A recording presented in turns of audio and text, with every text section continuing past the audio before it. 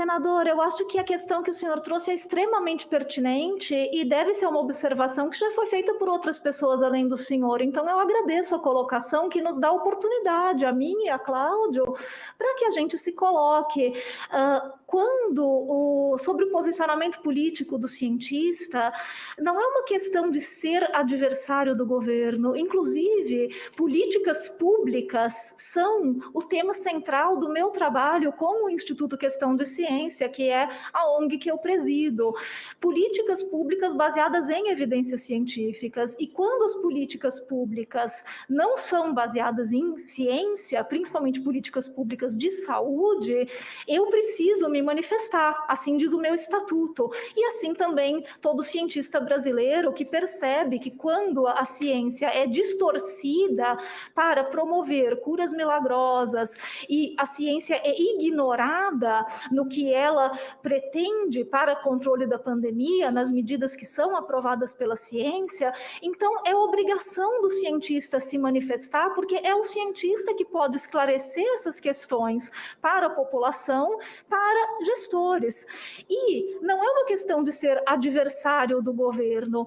O meu instituto, por exemplo, nunca se posicionou politicamente em questões que não são pertinentes à ciência. O senhor certamente nunca me ouviu falar sobre a privatização dos Correios ou a reforma da Previdência, porque eu não teria por que falar desses assuntos. Mas quando a ciência é distorcida para embasar políticas públicas erradas, os cientistas precisam sim se posicionar. Então não é uma questão pessoal com Jair Bolsonaro, é uma questão com a política pública deste governo, que está sendo promovida pelo presidente da República, pela pessoa que ocupa este cargo e que tem uma responsabilidade porque pediu para estar lá e precisa, então, se responsabilizar pela mensagem que passa para a população. Em relação ao manifesto de intelectuais e cientistas judeus que eu assinei, eu sou membro do Conselho do Instituto Brasil-Israel.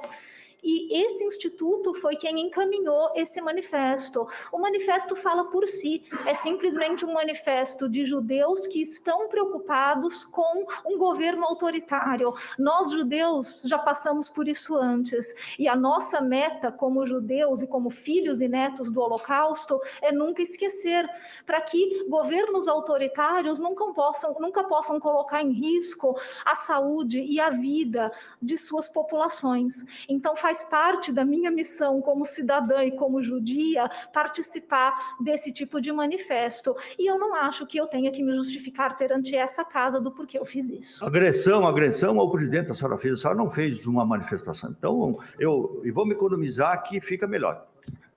Doutor Cláudio? Bom, a primeira consideração preliminar, eu nunca escondi minhas posições políticas. De fato, o senador trouxe aqui algumas. Nem sempre o título da matéria reflete o que a gente falou, isso é natural, mas, de fato, nunca escondi minhas posições políticas, não votei neste presidente, isso não é segredo para ninguém. Mas trato de um outro jeito em relação ao tema aqui. Quer dizer, a minha área, eu tenho sido chamado de cientista, eu sempre fico um pouco assim, eu não sei se eu me vejo como cientista. Eu sou no governo de uma carreira de especialista em políticas públicas e gestão governamental. E a minha grande preocupação é sobre a gestão desta crise. Eu mencionei antes que tem inexistido o planejamento em relação a esta crise.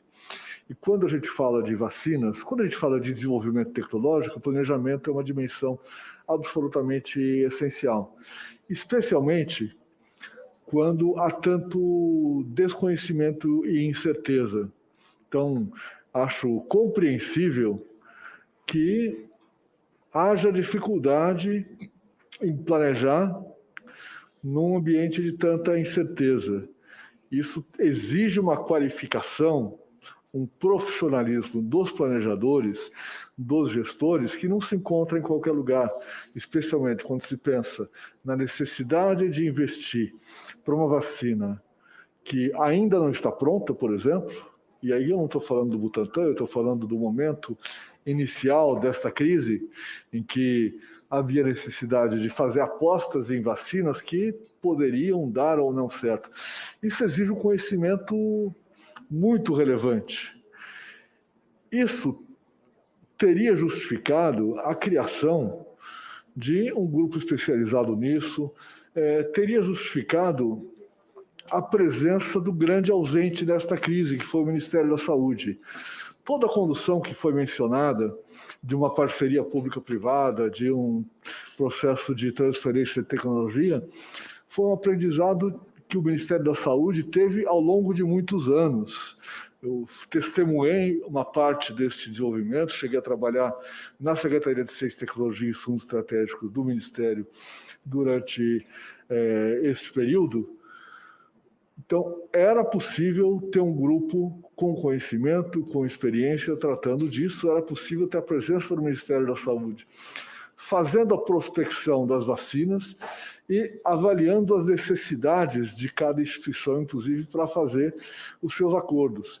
O que nós vimos foi que os institutos públicos ficaram solitários nessa missão. Eles não tiveram respaldo do ponto de vista político, econômico, técnico e diplomático do governo para fazer estes acordos.